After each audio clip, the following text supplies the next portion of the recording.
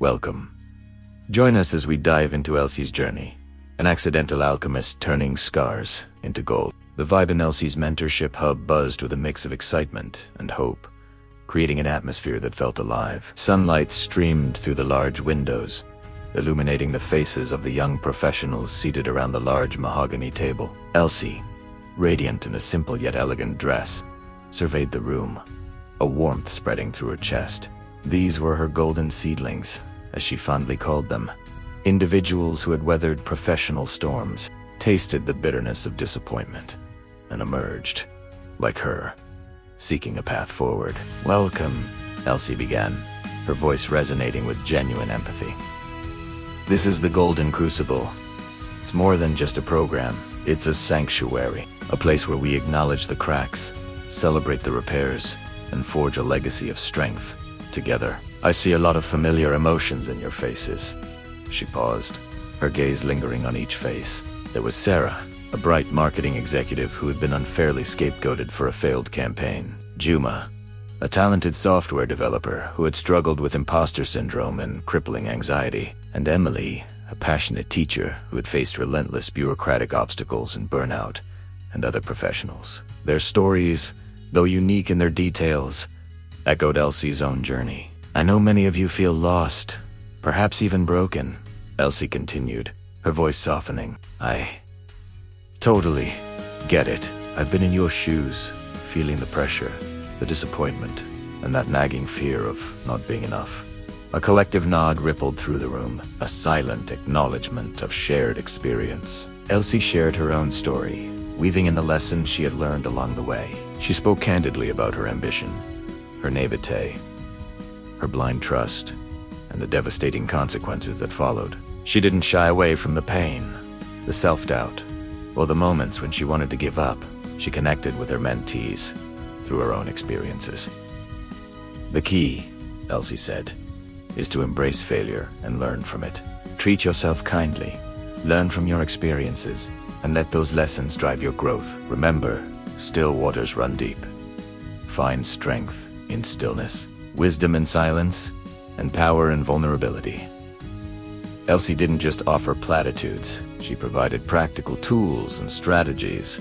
She taught them how to reframe negative thoughts, how to build a strong support network, how to set realistic goals, and how to prioritize their well-being. She encouraged them to identify their core values and to align their careers with those values. Elsie guided them through exercises to unearth their hidden talents, to rediscover their passions, and to create a vision for their future. She taught them the art of effective communication, conflict resolution, and negotiation. She helped them build their confidence, hone their skills, and create compelling personal brands. "Remember, you get what you give," Elsie would say, while helping them polish their resumes and nail those interviews.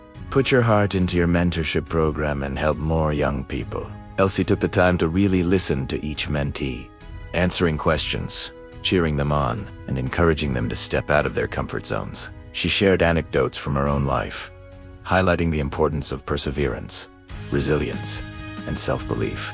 Months later, Elsie found herself standing on a different stage, bathed in the warm glow of the TED spotlight. A hush fell over the audience as she began to speak, her voice clear and strong. Filling the auditorium, "We live in a world that celebrates perfection," Elsie declared, her eyes sweeping across the sea of faces. "We are bombarded with images of flawless success, of effortless achievement. But what about the cracks? What about the failures? What about the moments when we stumble and fall?" She paused, allowing her words to sink in. "I'm here today to tell you that those cracks, those failures, those moments of despair are not signs of weakness. They are opportunities for growth. They are the very things that make us human, that make us strong, that make us beautiful." Elsie shared her Kintsugi analogy, weaving her personal story with the universal message of hope and resilience. She spoke about the power of self-compassion, the importance of reframing negative experiences, and the transformative potential of embracing imperfections. The audience was totally hooked. Tears rolled down faces, heads nodded in understanding, and you could feel the connection in the room. When Elsie finished, the auditorium erupted in thunderous applause.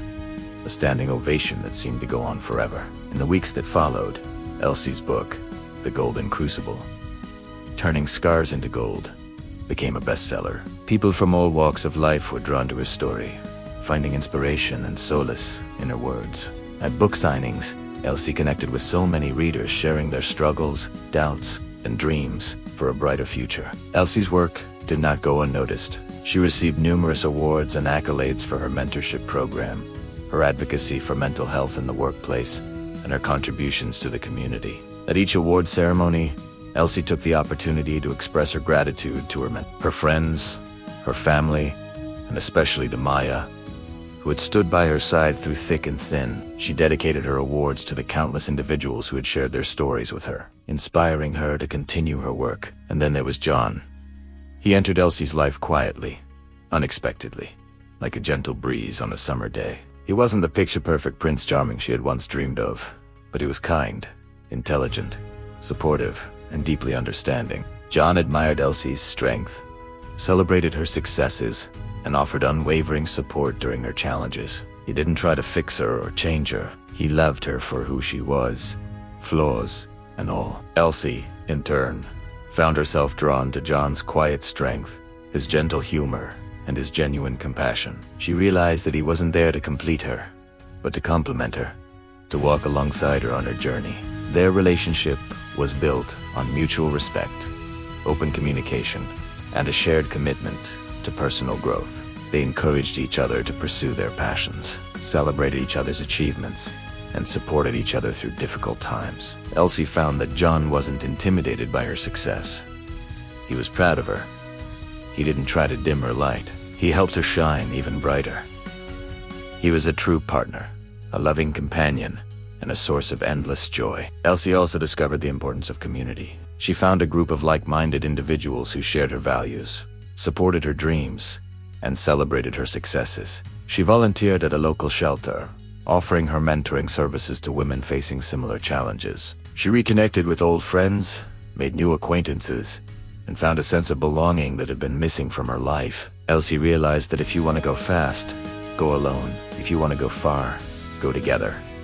She learned to lean on others for support, to ask for help when she needed it, and to offer her own assistance to those in need.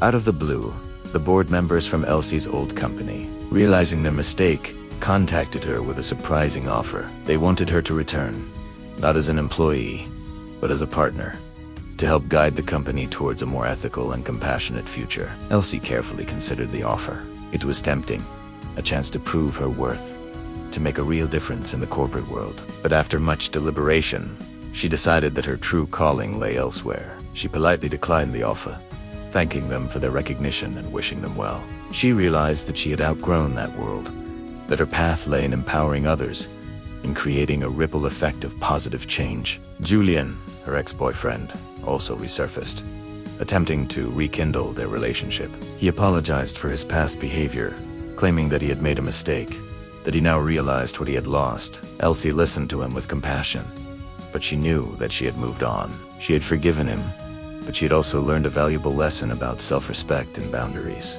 She gently but firmly rejected his advances, explaining that she was happy in her current relationship, and that she had no desire to revisit the past. Elsie, surrounded by her friends and family, laughed, a genuine, heartfelt sound that echoed through the room. Maya squeezed her hand, a silent acknowledgement of their shared journey. Elsie glanced at her desk, at the old teacup, now repaired with gold. It was more than just a decorative object. It was a symbol of her resilience, her strength, her unwavering hope. She looked back on her past, not with regret, but with gratitude. For it was through those cracks, those failures, those moments of despair, that she had discovered her true self, her true purpose. She absolutely believed that even the most shattered teacup could become a strong, resilient treasure, and unwavering hope for others, forged in the fires of adversity, tempered with self-compassion, and filled with the golden nectar of experience. Her legacy was not just in her accomplishments,